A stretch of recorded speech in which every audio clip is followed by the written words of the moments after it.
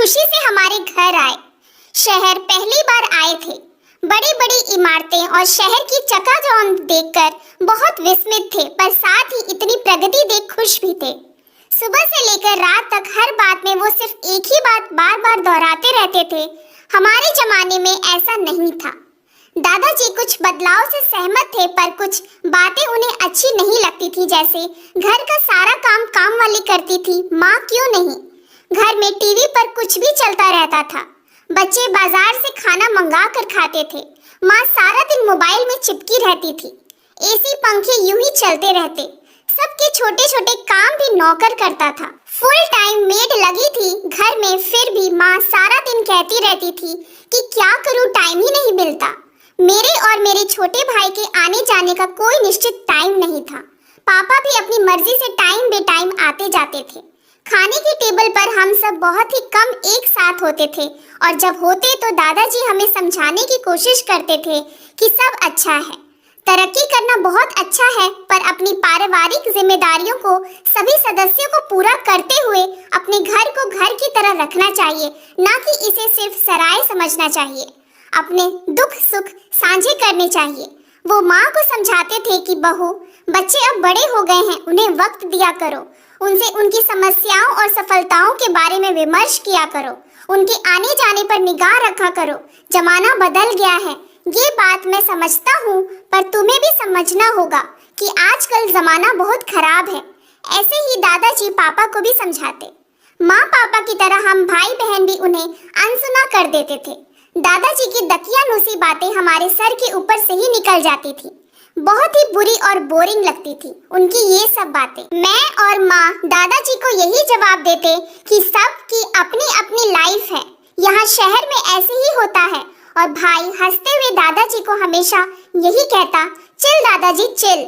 एक दिन दोपहर का खाना खाकर मैं, माँ, पापा दादाजी को दरवाजा बंद करने को कह बाजार के लिए निकल गए।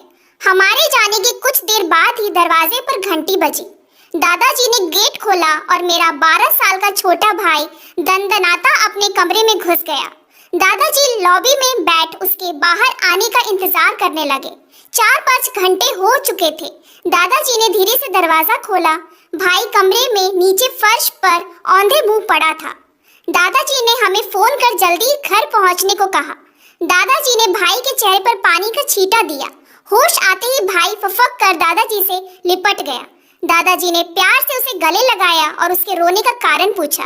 तभी हम सब वापस आ गए और भाई की हालत देख हमारे होश उड़ गए। दादाजी ने भाई से पूछा, बेटे क्या हुआ है, बताओ हमें। माँ ने भाई को अपनी गोद में लिटाया और मैं और पापा घबराहट के मारे मरे जा रहे थे। भाई ने बताया कि कई महीनों से उसके दोस्त सीक्रेट गेम के नाम पर उसका शारीरिक शोषण कर रहे थे। सुनते ही हम सबके पांव तले जमीन खिसक गई। माँ और मैं भी रोने लगे।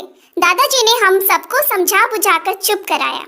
हम सबको कमरे से बाहर भेज और भाई को प्यार से अपनी गोद में ले दादाजी ने भाई से कहा, बेटा जो हुआ सो हुआ, उसे भूल जाओ।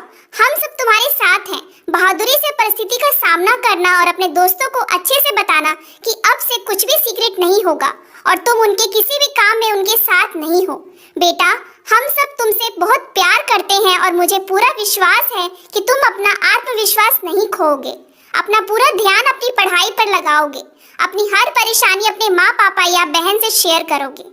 थोड़ी देर बाद भाई के साथ कमरे से बाहर आकर दादाजी ने माँ से कहा, बहू एक लार्ज पिज्जा ऑर्डर करो, आज मैं भी अपने पोते के साथ खाऊंगा। हम चारों सुबकते हुए दादाजी की ओर आश्चर्य से देख रहे थे। भाई को सहज देख माँ पापा भी टेंशन फ्री दिखे।